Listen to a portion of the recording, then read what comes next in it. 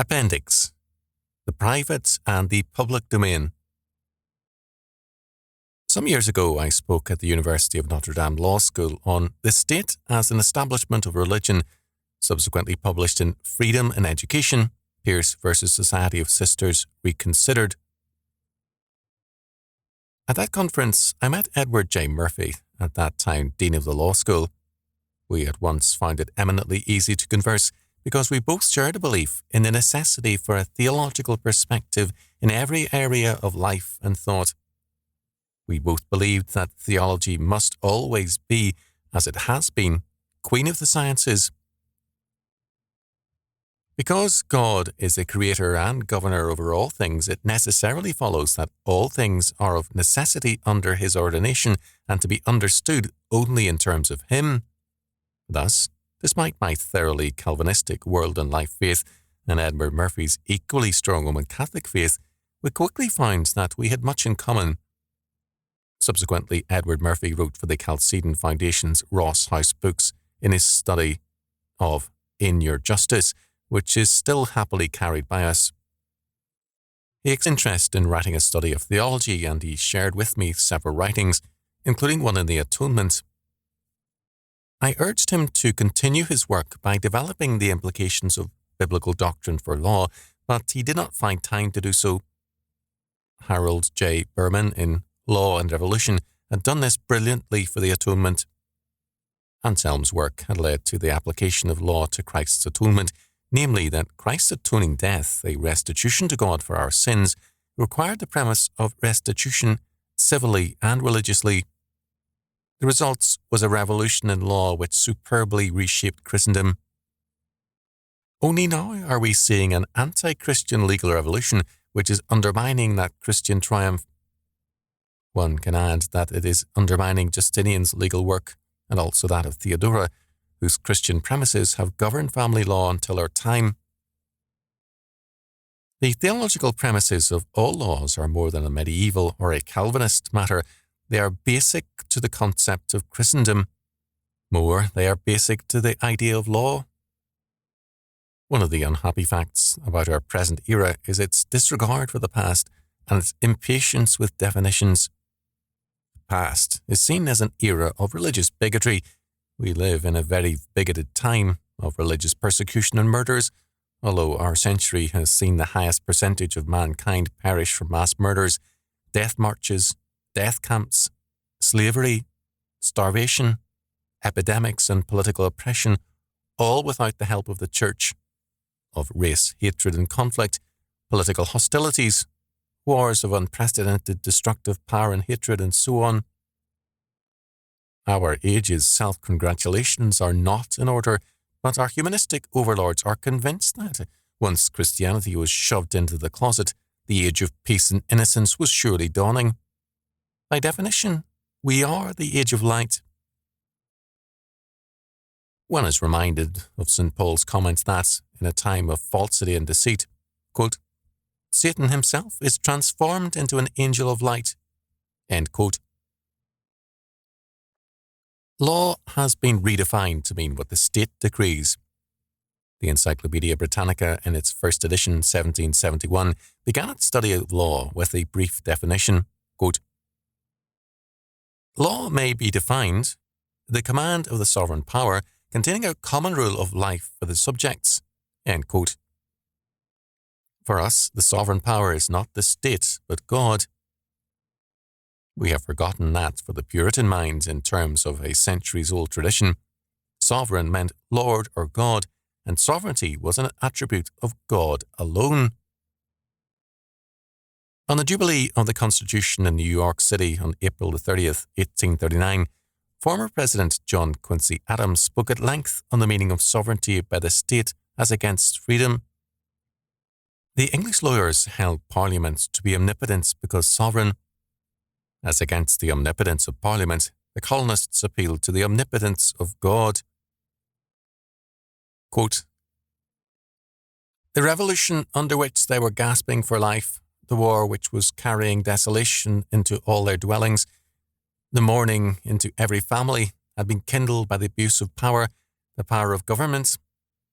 An invincible repugnance to the delegation of power had thus been generated by the very course of events which had rendered it necessary, and the more indispensable it became, the more awakened was the jealousy and the more intense was the distrust by which it was to be circumscribed. End quote. Adams, as a Unitarian, was at times fuzzy in his theology, but enough of his Puritan heritage remained with him for him to conclude, quote, "There is the Declaration of Independence, and there is the Constitution of the United States. Let them speak for themselves. The grossly immoral and dishonest doctrine of despotic state sovereignty, the exclusive judge of its own obligations and responsible to no power on earth or in heaven for the violation of them, is not there. The Declaration says, it is not in me. The Constitution says, it is not in me." End quote. A like speech today would not be understood. We have returned to the pagan doctrine of the state as sovereign, which contains and comprehends all spheres and areas of life within itself. This doctrine will in time hold the church to be no more than an aspect of the life of the state, if it is at all tolerated.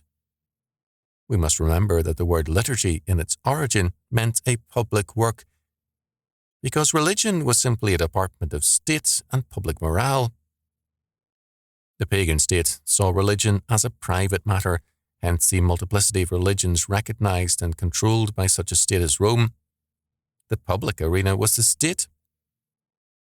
The great revolution wrought by Christianity through the medieval church, Calvinism and the Counter-Reformation, was to insist that the supremely public domain is that of Christianity and the church. The faith cannot become a private matter without a denial of Christianity or a reduction of it to one of the ancient mystery religions, another way of destroying the church and the faith. But a revolution has occurred. We see it most obviously in certain areas, such as sexual morality, now held to be simply a private matter and of no concern to society or the state. In fact, many object to efforts to further chastity or to condemn homosexuality because it is held that one's decisions here are purely private matters, and to insist on a Christian stand is to attempt to force on the public arena a private concern. The same is true of abortion. Pro-abortion women are often uncomprehending, and they see it as radically wrong to legislate with regard to their bodies.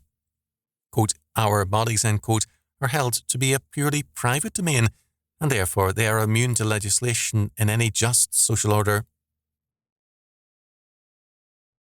The erosion of the belief that Christianity, not the state, defines a public domain is so severe that churchmen and church members all too often act on the premise that the state is a true public domain and the sole governor thereof. We no longer have a theology of the state, only political philosophies which are essentially humanistic. But if the triune God is indeed the creator of heaven and earth and all things therein, then the state is not our rule-maker, nor the church's, nor its own. The state is a derivative institution, an aspect of God's world and order, not its own determiner. No more than any man or woman can choose to create his or her own sexual values, is the state able to determine its own values, laws, and modes of conduct. Of course, we now teach children in our state schools to choose their own values, so the collapse of religion and ethics into the private domain is far gone. But God alone is the true lawgiver because he alone is sovereign. The temptation in Genesis 3:5 has been rightly called man's original sin, his desire to be his own God, determining or knowing for himself what constitutes good and evil, law and morality. Our culture today wallows in its original sin. Instead of the biblical, "Thus saith the Lord," people say, "Well, I think," or "I feel," or "I don't care what the Bible or church say, I think." We have every man functioning as his own God and law. If a man tells you that he is a good Catholic or a good Protestant, it is likely that he has in too many cases redefined the good church to suit himself. Now, to insist that Christianity defines the public domain in terms of the Trinity and Scripture means that man is under authority. It's important to examine that word as it is used in the New Testament. Dunamis in Greek is translated as authority, also as power, capability, force, ability, and so on. Otto Betz said, quote, "Originally, it meant the seat of government, and then, equally, someone who was in such a position of authority or strength." End quote.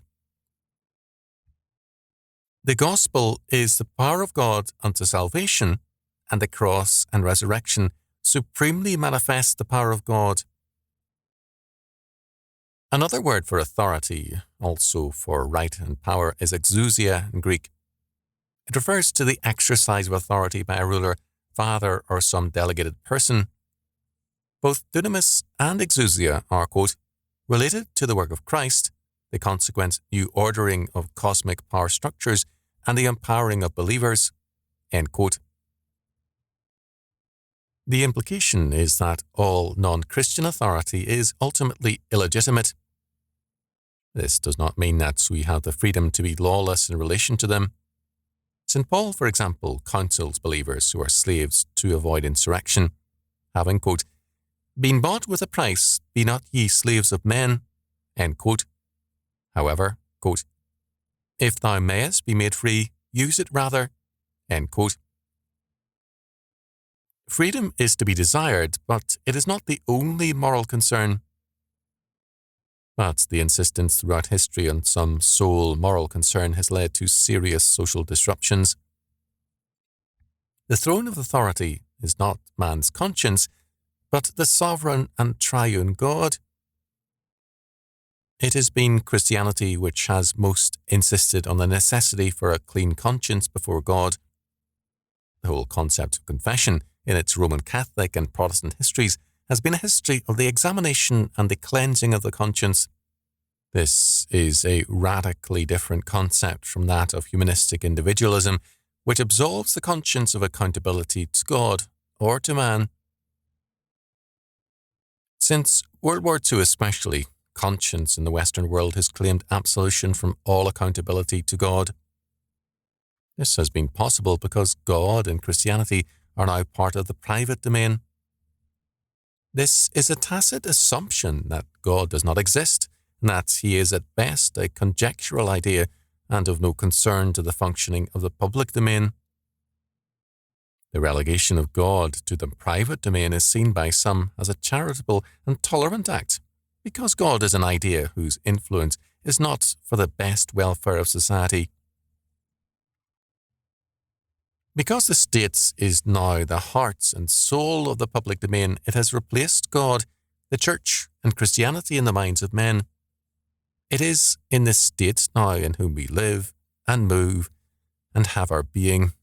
It is the state which, with its planning and controls, has so replaced God's predestination that most men wince at the thought of God's plan of predestination, but live more or less comfortably with the state's plan.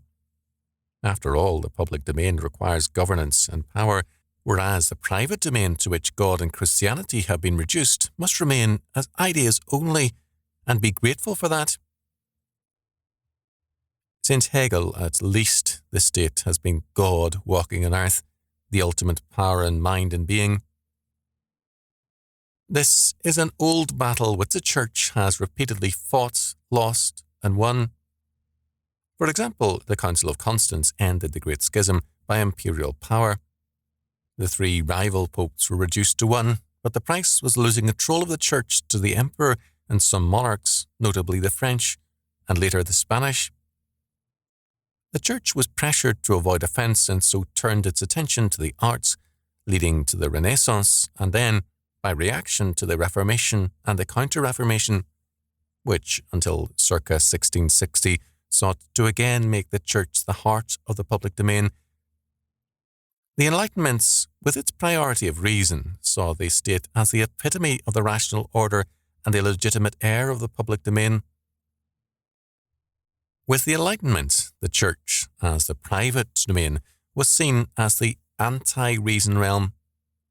Men less and less concerned themselves with the faith, and they saw the Church as a domain of unreason and emotionalism, and hence primarily for women and children.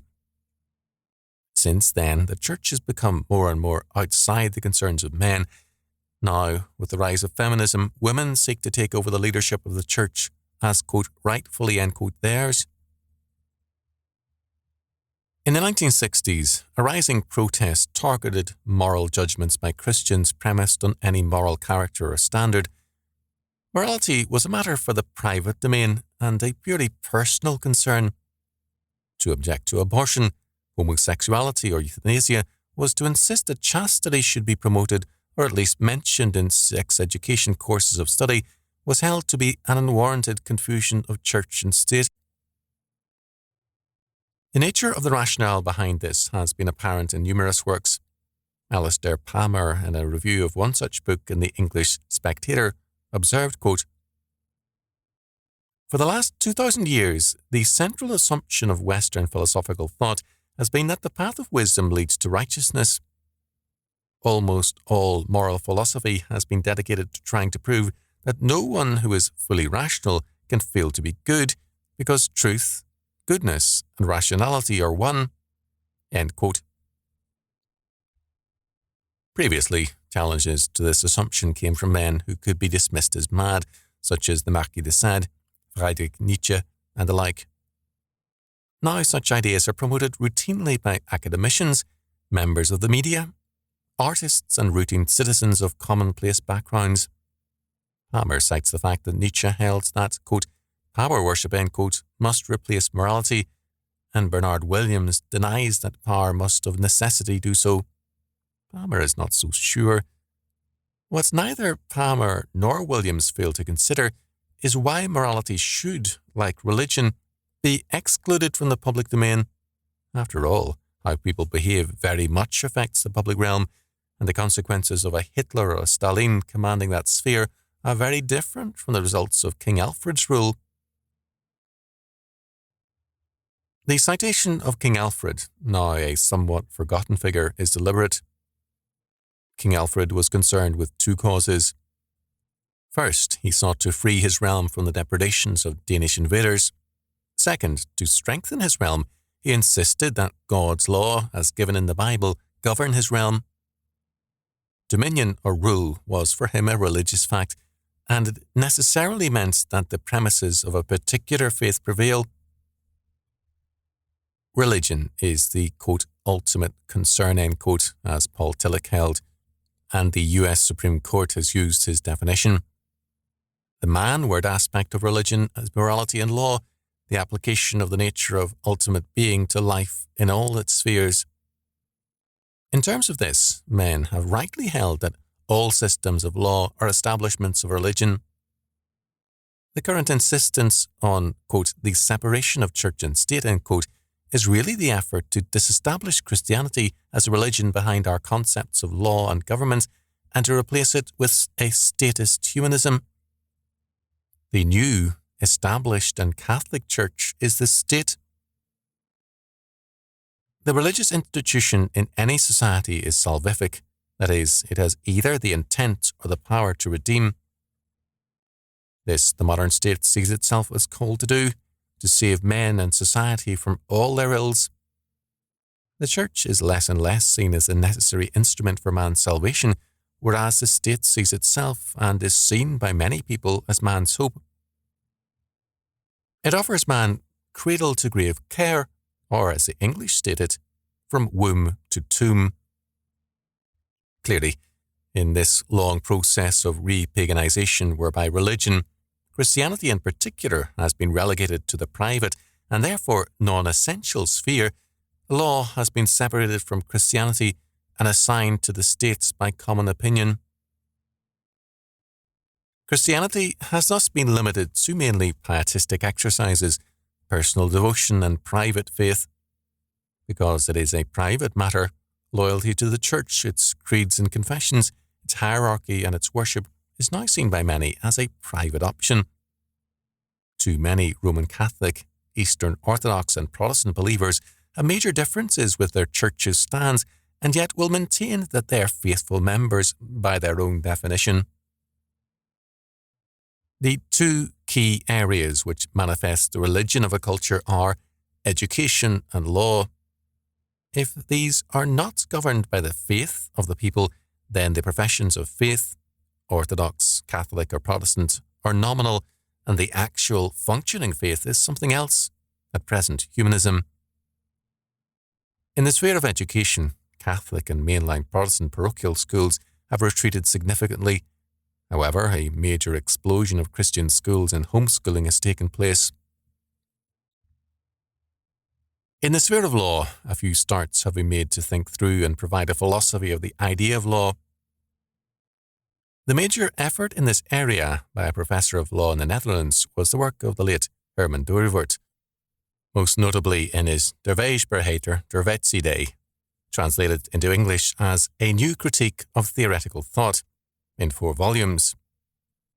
In the main, positivism, as set forth by Auguste Comte, has been hostile to the idea of law. Marxist theory has gone beyond the idea of law to affirm an ever-changing will of the people via the dictatorship of the proletariat. The basic question of those concerned with this area of thought is whether or not the starting point should be a philosophy of law or a theology of law. My approach is theological. There is another aspect to this question. If we see the source of law as the triune God and his inscriptured word, we logically identify law with the being of God. God's law expresses his nature, and the all-perfect nature of God makes it inevitable that his law is unchanging, and it never contradicts his being. Status law has no such consistency. Its changing and variable nature witnesses to the changing and unstable nature of the state. It was Henry VIII who told the Irish, quote, "Of our absolute power we be above the law," end quote. Because Henry VIII was a changing and very fallible man, his law was equally fallible and unstable. His law expressed his nature, even as contemporary status laws express too often the fallen and sinful views of men. About 1970, a lawyer remarked to me that law was being replaced by the will of judges. He added that he never knew what the law would be when he walked into a court. In 1974, Paul Hoffman wrote a study of a criminal lawyer and gave that man's comment prominence as the book's title, "What the hell is justice?" The law is too often regarded with cynicism in our time because it lacks any Christian foundation. Some years ago, J.M. Spear observed that, quote, "The Christian philosopher must start with the revealed truth that the sovereign creator has placed his entire creation under law. The term cosmic law order expresses the fact that everything created is subject to the laws of God." End quote. God's laws are, like God, unchangeable. Man, because he is a creature, is under law, his maker's law. Spear further relates that, quote, "Not to be under law would be to be as God. Recall the lying words of the serpent in paradise, quote, "Do not be troubled by God's law. Elevate yourself above it, and you will be as God." But to be like God is unattainable to a creature. End quote. If man is under God, then his every area of life and thought will be under God. If a man is the product of biological and social evolution, as Henry Jones Ford, then a professor of politics at Princeton in 1915, maintained, it logically follows that, quote, "The state is the permanent and universal frame of human existence," end quote. Moreover, quote, "Man did not make the state made man. Man is born into a political being. His nature was formed by government, requires government, and seeks government." End quote. Again, Ford held that, quote, "The state is absolute and unconditioned in its relation to its unit life." End quote. For Ford, the state had replaced God as man's maker. Such thinking as Ford represented was prevalent and powerful in the United States for a generation and more prior to World War I. Given this background, it is not surprising that in a few decades, Robert C. Harvey could write that grouphood was replacing personhood. that, quote, we are becoming a culture of unpersons, end quote. It's no wonder that in the 1960s, when rebellious youth sought their quote-unquote identity, they did so in a radically conformist way, with a uniformity of hair and dress styles that depersonalized them. By denying their faith heritage, they denied their personhood.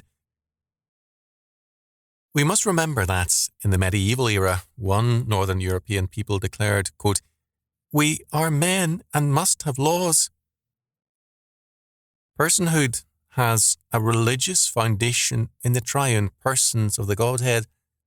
By trying to ban God and Christianity, the church and morality and God's law from the public domain, the 20th century has dehumanized man, and it has replaced society with the state. The Bible and the historic creeds of Christendom have an essential bearing on law. They witness to the fact of an unchanging order as basic to law and society. We have forgotten that in colonial and early American history, such bodies as the Massachusetts General Court and the Virginia House of Burgesses were not legislative bodies, but citizens' assemblies to protect and ensure sound and lawful administration. They did not make laws so much as to protect law. It would not have occurred to them that Christianity should occupy the private domain and quietly surrender the world to the state. For them, the state had as much a duty to be Christian as did the church, and, for that matter, the family, the school, the arts and sciences, and all things else. This was the ancient stand of Christendom. A return to this perspective is a necessary step towards the establishment of a viable order.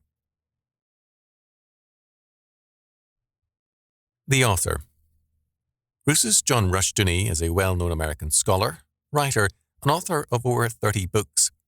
He holds BA and MA degrees from the University of California and received his theological training at the Pacific School of Religion. An ordained minister, he has been a missionary amongst the Paiute and Shoshone Indians, as well as pastor of 2 California churches. He is founder of Chalcedon Foundation, an educational organization devoted to research, publishing, and cogent communication of a distinctively Christian scholarship to the world at large.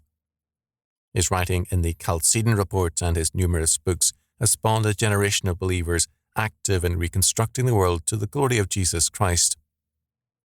He resides in Vallecito, California, and is currently engaged in research, lecturing, and assisting others in developing programs to put the Christian faith into action. The Ministry of Chalcedon. Chalcedon is a Christian educational organization devoted exclusively to research, publishing, and cogent communication of a distinctively Christian scholarship to the world at large. It makes available a variety of services and programs, all geared to the needs of interested ministers, scholars, and laymen who understand the propositions that Jesus Christ speaks to the mind as well as the heart, and that his claims extend beyond the narrow confines of the various institutional churches. We exist in order to support the efforts of all Orthodox denominations and churches. Chalcedon derives its name from the Great Ecclesiastical Council of Chalcedon, AD 451, which produced the crucial Christological definition, quote, therefore, following the Holy Fathers, we all with one accord teach men to acknowledge one and the same Son, our Lord Jesus Christ, at once complete in Godhead and complete in manhood, truly God and truly man, end quote. This formula directly challenges every false claim of divinity by any human institution, state, church, cult, school, or human assembly. Christ alone is both God and man, the unique link between heaven and earth. All human power is therefore derivative. Christ alone can announce that, quote, all power is given unto me in heaven and in earth, Matthew 28:18. Historically, the Chalcedonian Creed is therefore the foundation of Western liberty, for it sets limits on all authoritarian human institutions by acknowledging the validity of the claims of the one who is the source of true human freedom, Galatians 5:1. The Chalcedon Report is published monthly and is sent to all who request it. All gifts to Chalcedon are tax-deductible. Chalcedon, P.O. Box 158, Vallecito, California, 95251, USA.